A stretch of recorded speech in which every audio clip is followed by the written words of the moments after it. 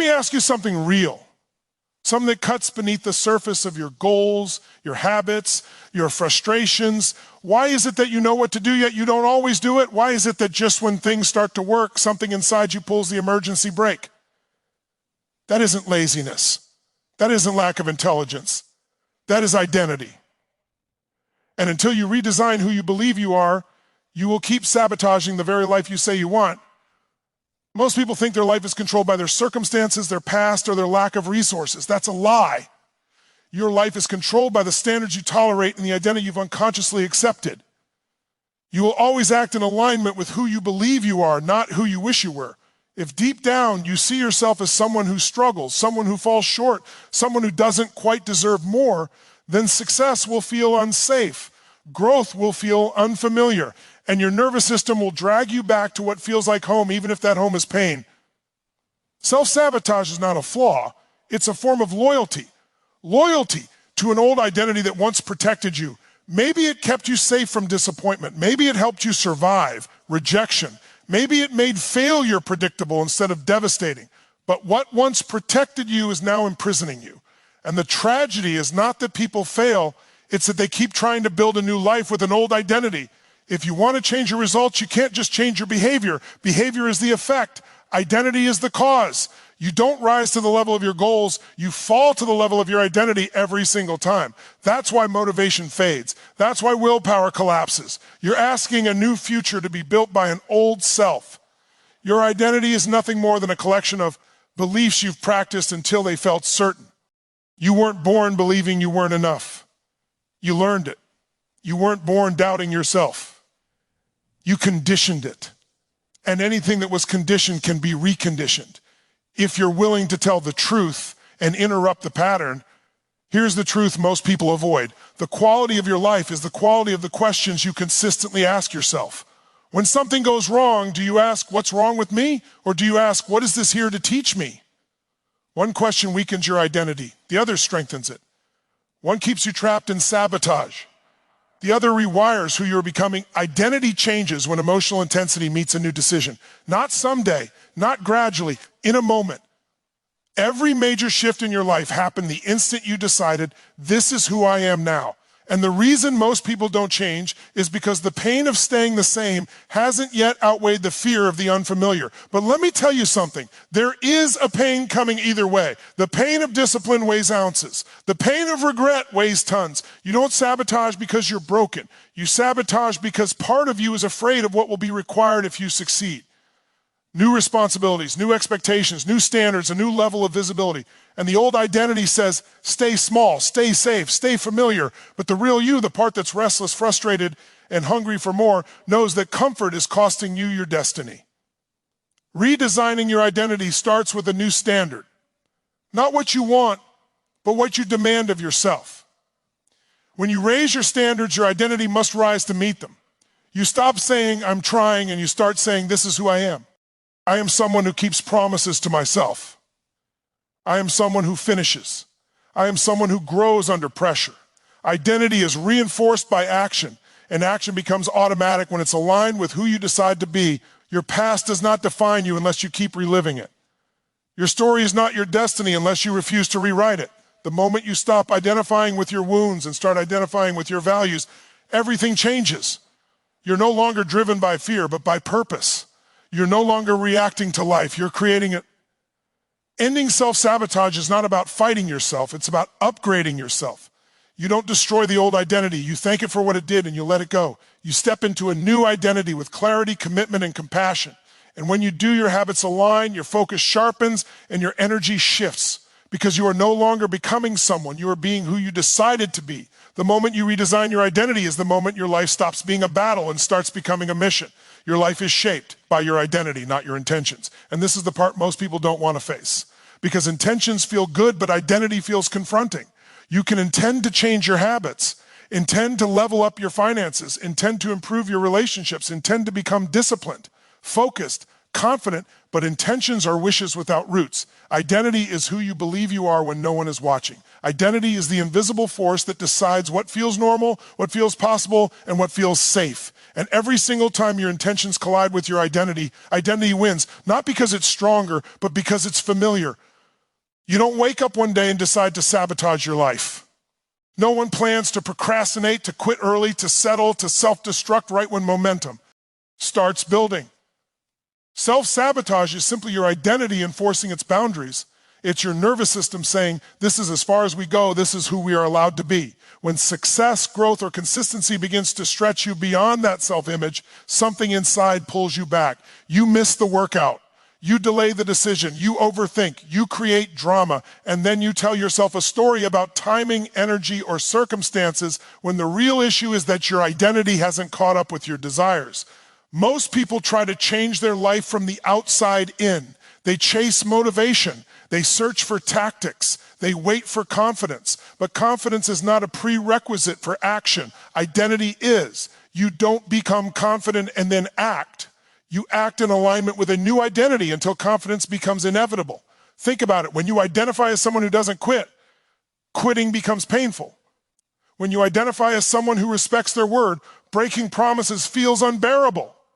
When you identify as someone who grows through challenge, discomfort stops being a signal to retreat and starts becoming a signal to rise. Self-sabotage ends the moment you stop negotiating with the old version of you. The old identity will argue. It will bring up your past. It will remind you of who you used to be, what you failed at, how many times you started and stopped.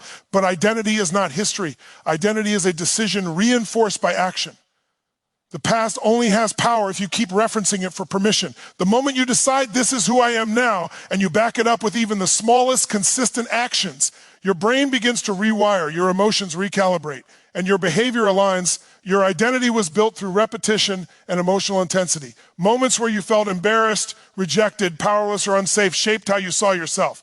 But the same mechanism that wired those beliefs can rewire them. When you associate massive pain with staying the same and massive pleasure with becoming someone new, change stops being a struggle and starts becoming automatic. That's why clarity is power. When you are clear about who you are committed to being, confusion disappears. You no longer ask, should I do this? You ask, what would someone like me do in this moment? Intentions fade because they rely on mood. Identity endures because it becomes law. You don't intend to brush your teeth. You do it because that's who you are. You don't intend to defend your values. You defend them because they define you. The same applies to discipline, focus, growth, and excellence.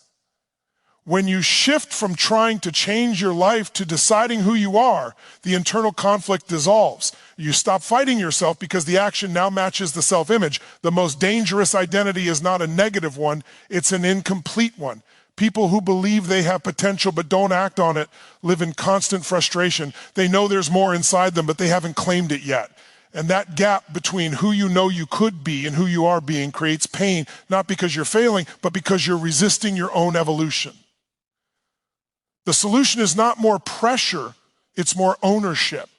Ownership of your standards, your choices, your story. You don't end self-sabotage by fixing every flaw. You end it by upgrading the lens through which you see yourself. When you see yourself as someone who follows through, who adapts, who learns, who refuses to abandon themselves, your actions naturally reorganize, your environment changes, your relationships adjust, your results shift.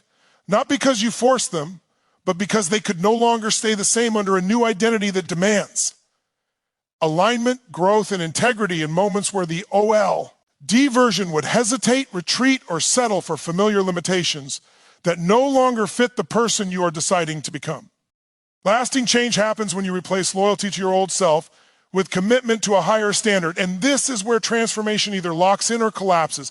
Every human being is loyal to something. You are loyal to patterns, to emotional comfort, to familiar pain, to stories you've told yourself for years about who you are and what you can expect from life. That loyalty is powerful. It shapes your decisions when no one is watching. It governs what you tolerate, what you walk away from, and what you settle for. And until you consciously redirect that loyalty, no amount of information, motivation, or inspiration will permanently change your life. Your old self was built to survive, not to thrive. It learned how to stay safe, how to avoid embarrassment, how to manage disappointment. It learned when to pull back, when to lower expectations, when to stop trying. That version of you isn't evil or broken, it's simply outdated. But most people keep defending it because it's familiar. They confuse familiarity with truth. They confuse comfort with alignment. And so they keep living by standards that no longer match the person they are capable of becoming. A higher standard is not about perfection. It's about non-negotiables. It's about deciding what you will no longer tolerate from yourself. When you raise your standards, you don't need more discipline because discipline is built into identity. You don't ask, do I feel like doing this today? You ask, what is required of me now? Standards remove emotional debate. They collapse excuses. They simplify life because they make decisions automatic. The reason people relapse into old behaviors is not because they lack willpower. It's because they still feel loyal to their old identity. They say they want change, but they still protect the habits, thoughts, and emotional reactions that belong to who they used to be. Growth, Rick, Rewire is a form of emotional separation. You must be willing to disappoint the old version of you to honor the future version of you. And that discomfort is not a sign you're doing something wrong. It's a sign you re-breaking allegiance with limitation. Commitment is different from interest. Interest allows for conditions. Commitment eliminates them. When you are committed to a higher standard, you don't wait for clarity, confidence, or certainty. You act, and clarity follows action. Confidence follows evidence. Certainty follows consistency. This is how identity upgrades itself. Every time you act in alignment with a higher standard, you send a signal to your nervous system that this is who we are now. Over time, resistance fades and congruence takes its place. Your environment will test your new standards. People may question you. Situations may challenge you. Old triggers will surface. This is not a setback, it's reinforcement.